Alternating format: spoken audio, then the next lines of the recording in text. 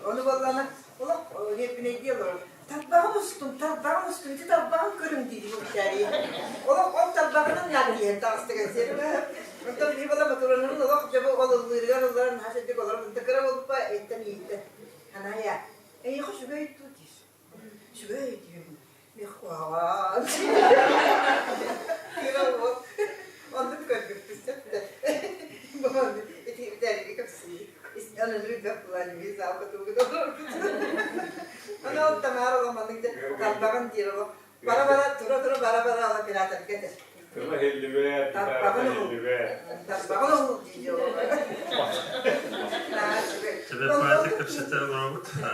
Tubba'nın kimlikten bu vaktar gene oyuncuskay olanların Tubba'sı tavda. Onların Robert taptan gırıların ne bu devanlık. Omuruncu olan bu da onu tahanan bir sağlam videoyla